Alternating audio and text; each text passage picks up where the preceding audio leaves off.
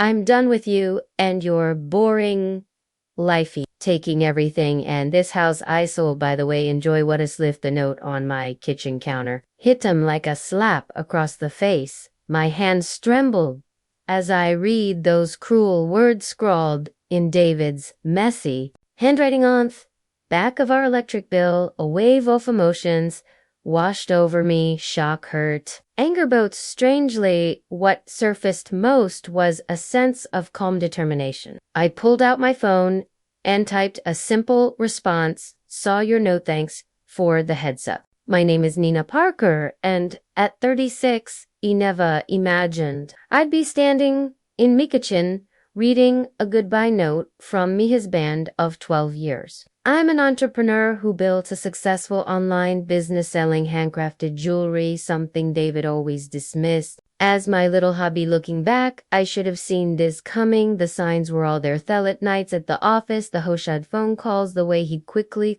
laptop whenever I walked into their room. But what David didn't know was that wasn't as naive as had thought 6 months ago. I noticed something God while paying our bills. Large sums of money were being transferred out of our joint account into an account I didn't recognize when I casually mentioned David. He brushed it off as business instruments. That's when I knew I needed to protect myself.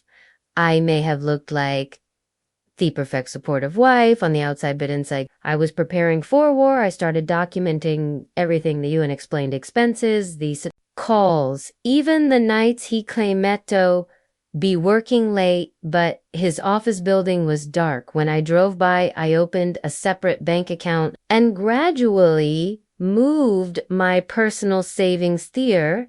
I consulted with Sarah, my best friend, who happens to be a divorce, and she helped me understand my rights and options. Most importantly, during a recent home renovation, I had the house refinanced solely in my name, something David was too preoccupied with his investments to notice. Now standing in our kitchen, reading his pathetic attempt auto power play, I couldn't help but feel a slight smile tugging at my lips. David always underestimated me, treated me like I was some clueless housewife playing, running abusiness. He probably thought this note will destroy me, leave me broken, and begging him to come back. Instead, I felt strangely liberated. The pretense was finally over. I took a deep breath, smoothed down my blouse, and pulled out my laptop. It was time to set things in motion. David wanted to play hardball, but he was about to learn that I'd been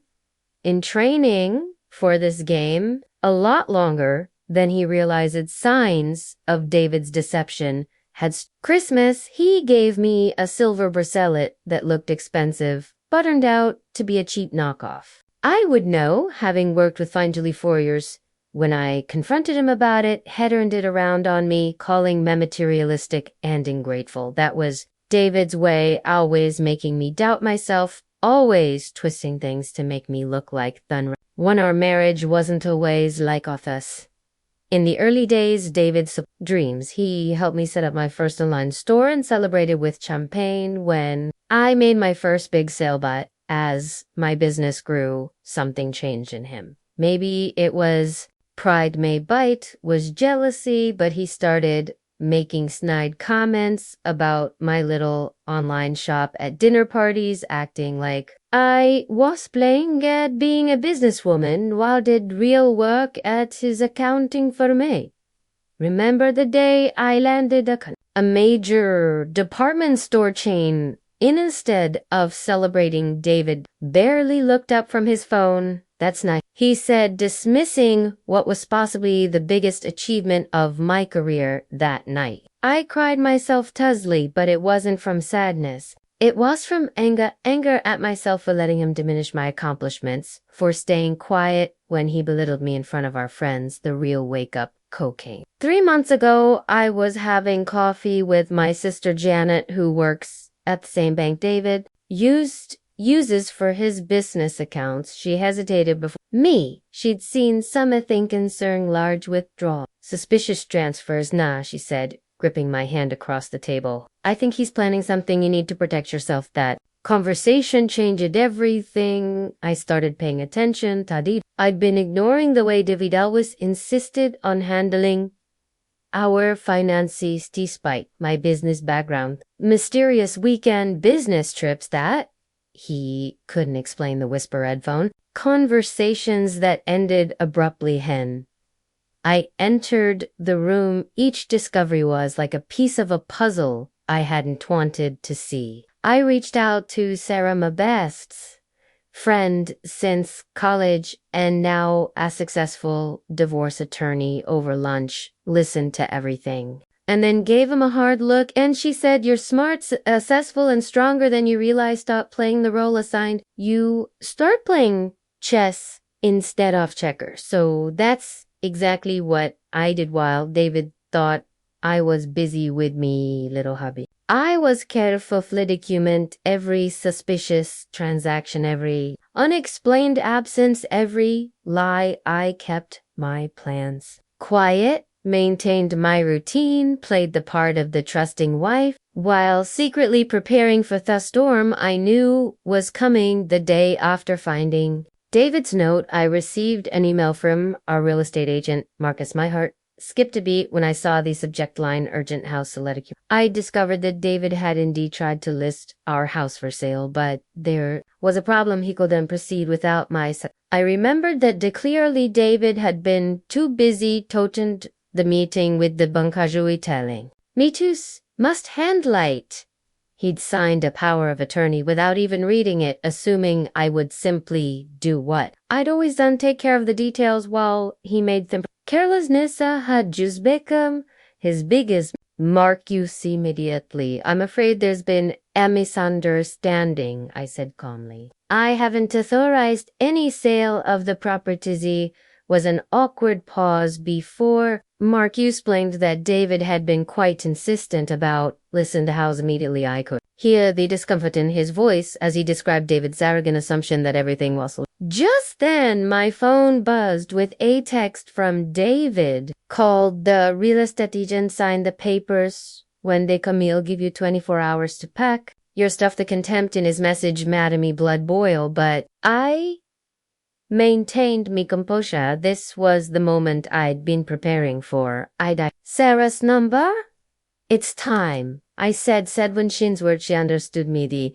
We'd been preparing for this 4 months, gathering evidence, papers, anticipating David's eventual move, but unlike his plans, ours were legally sound and airtight. Remember, Sarah said, "Don't respond to any more of his messages. Let them think he's in control. We'll hit him with everything at once." The protected house deed, the documented fund transfers, everything. Confidence reinforced my wasn't just about protecting my assets anymore. It was about standing up myself after years of sutomanipulato and dismissal. I sat at my desk, looking at a framed photo of David and me from Hoopyar Times. The smiling woman in the picture seemed like a stranger, no Simeon, who didn't yet know her own strength. I took a frame down and placed it in a drawer. It was time to decide what to do next, and for the first time in our marriage, I was the one holding all records. The next morning, I received a barrage of increasingly angry texts from David. "Why isn't the house listed yet? Marcus says there's a problem with the paperwork. Stop playing games and sign documents." Each message revealed his growing frustration as his carefully laid plans began to unravel. I was in my home office finalizing some jewelry orders when the doorbell rang. Standing in my porch was David, his face flushed with anger. This was the first time I'd seen him since finding his note, and I was surprised to feel nothing but "What did you do?" he demanded, pushing past me into the foyer. "Says I can't sell the house without your signature, but that's it. I handled all our financial matters." I crossed my arms, standing my ground. "Did you like you handled my bees?" My heart was pounding. "Once you've been secret lights range fung money from his face," paled slightly before he recovered. "What are you talking about?" I made a for our future, you wouldn't understand. You just play with beads all day. Actually, I understand perfectly. I replied, walking to my desk and pulling out a thick folder. I understand that you've been siphoning money from our joint accounts. I understand that you tried to sell a house that's only in my name, and I understand that you thought I was too stupid to notice any of it. David's expression shifted from anger to confusion, then to something close to fear. What do you mean the house is only your name? Remember that refining paper?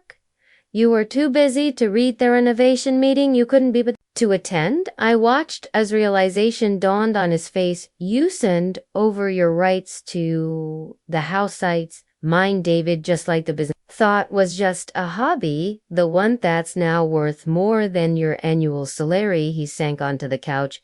He's deflating. You can't do this, Tom, he said, but his voice had lost its sense. I've already made arrangements. I have plans that required my money, my house, and my compliance. Here's what's actually going to happen. You're going to leave. My house and my lawyer will be contacting Yao about the divorce proceedings, and those funds you transferred will be tried to regain his composure, straightening his tie as he stood up, hubbling. He said, but I could hear then in his voice, you don't have resources or the knowledge to fight. Miantes, I walked to my desk and pulled out a nota folder. You mean like these bank statements showing systematic from our joint accounts? I laid out document of the document or these emails Yao accidentally left open on our Sharudapad discussing your plans to leave or mob. You'd be interested in seeing the private investigators report about your Bacina's trips to Vegas. His face grew paler with each revelation. You hired a private investigator. No. David, Sarah, did you remember? Sarah, right? My coffee friend, whoa, you never took seriously, the one who happens to be one of the best divorcee attorneys in the state. I kept my voice level, even as I watched him begin to crumble. He ran his hands through it, pacing the room. This isn't how this supposed to go, he muttered. You wear a supposito. What breakdown beg you to stay except for crumbs? You decided to leave. May shook my head. That's not happening. Already frozen our joint accounts legally, since I have documentation fewer unauthorized withdrawals.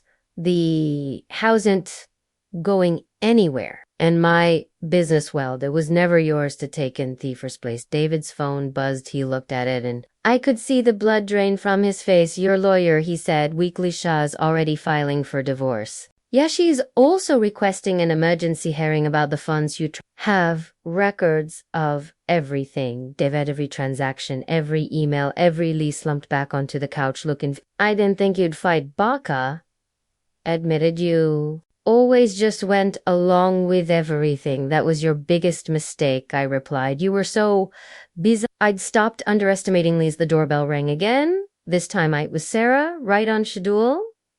David looked up, panic finalizing, in as he realized just how thoroughly he'd been outmaneuvered. You should leave. Now I said firmly, any further go through our lawyers? I opened the front door where Sarah stood with a professional smile and a brief case full of additional ducats we'd prepared as David walked. Sarah, he looked like a shadow, oft confident man who'd left that cruel note in my kitchen. Nah, please, he treadin'. Last time, we can talk about this like you talked to me about selling our house, I asked, or about draining Oracan. Sora placed a gentle hand on Miss Holder, reminding me to stay calm and focused. David's phone started ringing. It was his bank. Sarah had warned me this would happen the moment our divorce petition was filed. It triggered an investigation into those suspicious transfers he'd made. I watched as he answered the call, his face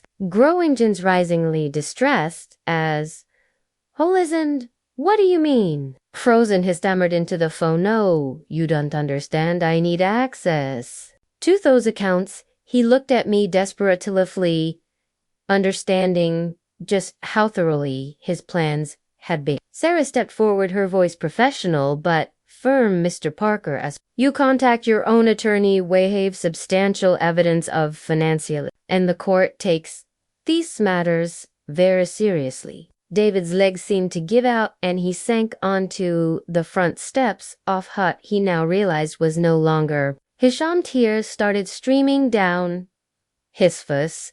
Not tears of remorse, I noticed, but tears of frustration and defeat. Verithan he'd planned, every scheme had carefully laid out was crumbling around him. I never thought, Hebigun, that's right. I interrupted. You never thought I'd stand up for myself. You never thought he'd be smart enough to protect myself.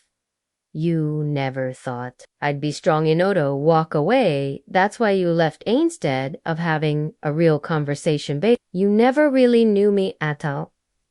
As we watched him slowly walk to Hisker, Sarah squeezed my hand. You did good now, really. Good! She'd been more than just my lawyer through all this. She'd been my rock, helping me find strength. I didn't know I had David's cardi-sappered around the corner, and I felt a weight lift from my shoulders. That pretense was over. No more checking bank in secret, no more documenting his lies, no more playing the role of Thedisel wife. I was free. In the weeks that followed, I threw myself into rebuilding my life. The jewelry business, which David had dismissed for so long, became my sanctuary. Orders were pouring in, and I was finally free to expand with the theoring snide comments about wasting money on new equipment or material. Sarah kept me updated on the legal proceedings. David had hired an aggressive attorney, but it didn't matter, had documented everything medically. The judge was particularly interested in the paper trail of his financial mix. Those business investments he'd been making, they turned out to be gambling losses in Vegas and attempts to hide money in accounts I wasn't supposed to find. The house, my beautiful craftsman-style home that I'd lovingly renovated, remained mine. I redecorated, slowly raising traces of David room by room. I painted the living room the deep blue color he'd always vetoed, converted his home office into my jewelry studio, and finally bought that antique workbench he'd been eyeing for years. Each change felt like reclaiming a piece of myself. My sister Janet came over, often helping me sort through years of accumulatices. Remember how we used to move? Little hobby at family gatherings, she said one evening as we sorted through old photos. Now look at how you're featured in 3 major magazines, and he's living in a 1-bedroom apartment. She was right, the business was thriving. Now that I could focus on it fully, I'd hired 2 assistants to help with orders, and a major department store had just picked up my newest collection. Irony wasn't lost on me. Everything David had belittled was now sustaining, while his smart investments had left the near bankrupt. My friends rallied around me in ways I never expected. Sarah Beyond, on being my attorney, spent countless evenings with me, helping me process everything. You're not just serving, she told me over wine when you're flourishing. She was right. I felt stronger, more confident, more myself than he had in years. The divorce proceedings, more of David's deceptions than Yvonne. I had uncovered the bank's investigation, found that he'd been gambling away significant sums of money for years, hiding the losses and hoping to cover them with the money plan to get from selling the house. When that plan fell apart, everything else did to one. I received an email from Marcus, the real estate agent. He apologized dearfully for his role in David's house sale and asked if I'd be interested in helping his wife choose Julie for their anniversary. I smiled at the irony. My little hobby was now earning me respect from the very people who had unsaid his missed it. The hardest part wasn't the legal battles or even the loneliness. Adawazi confronting how much of myself I'd buried to maintain the illusion of a happy marriage. I dimmed my light dreams and doubted my instincts for years, but as I sat in my studio working on a custom piece while through the windows, I realized that I was finally living life on my own. 6 months after finding David's note, I attended a local business owner's gala. It was the first time I'd been to a major social event since the divorce, and I'd almost talked myself out of going, but Sarah insisted, saying it was time to rejoin the world. properly. I wore a black dress that David would have called too flashy and jeweler from my own latest collection. As I walked into the ballroom, I caught sight of my reflection in a mirror and barely recognized myself. Gone was the hesitant woman who used to check with her husband before making any decision. In her place stood Samyona Confida, someone who knew her worth during the evening. I ran into several couples who used to be our friends. Most had heard about the divorce through the grapevine, and their reactions were telling. The wives especially seemed different around men, more open, more real. One of them, Barbara, pulled me aside and confided that mystery had given her the courage to look closely at her own marriage. When I heard how you handled everything, she whispered, and made me realize I don't they've too, except being treated like I'm stupid just because I chose to start my own business instead of staying in corporate law. The gala was also where I first met James, a widowed artisan who custom wooden jewelry boxes. We talked for hours about craftsmanship and running creative businesses. He looked at my work with interest and asked intelligent questions about my techniques. Not one-seated, he called it cute, or dismiss it as it wasn't romance, not yet, but it was a reminder that there were people who could see me for who I really was. David tried to contact me a few times, especially after the court ordered him to repay the money he'd taken from our joint accounts. His messages swung between anger and pleading, but they did affect me anymore. The last time he reached out, he actually apologized, not for the note or the attempted theft, but for not appreciating what we had. I didn't respond. Some chapters are better. My business continued to grow. I expanded into teaching jewelry making workshops, something David had always said would be a waste of time. The classes filled up immediately, and watching other women discover their creativity became one of my greatest. Many of them shared stories, simulato mine of dreams, put on hold, of talents dismayed, of potential buried under. The house that David had treated cello from under me became a true sanctuary. I hosted monthly gatherings for local feminine entrepreneurs, turning my restored drawing room into a place where women could share their challenges and celebrate successes. The room that unseated with David's dismissive comments no rang with laughter and encouragement. Looking back on that morning, I found David's note. I realized it wasn't the end he intended it to. Bait was the beginning. I needed the woman who stood trembling in that kitchen reading his cruel words. Could never have imagined how much stronger she would. Terror shed every night I spent poring over bank statements and legal documents. Every moment of doubt and further all led me to where I am now. My jewelry business has expanded beyond anything I could have dreamed. We're no shipping internationally, and I've been featured in several major fashion magazines. The little hobby that David scorned now employs 8 people and has a waiting list for custom pieces. But more than the business, I'm proud of the woman I've become.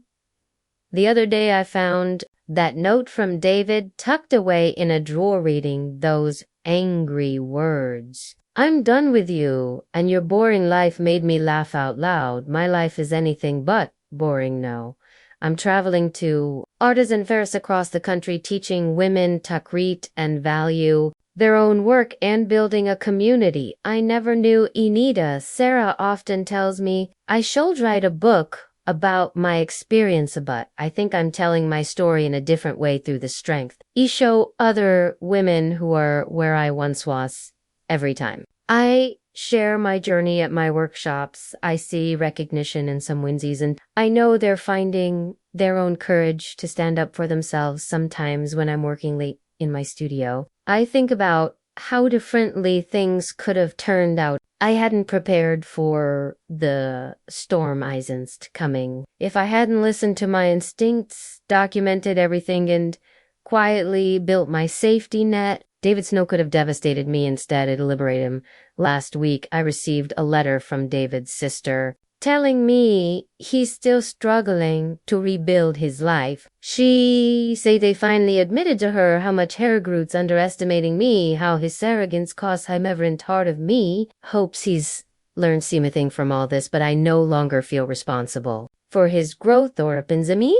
Life has taken a direction I never could have imagined while married to David. House he tried to sell out from under me has become a home for creativity, and the business he dismissed has become a source of inspiration for either women, and I've become someone I'm proud to be, strong, independent, and dunapali jitiklis.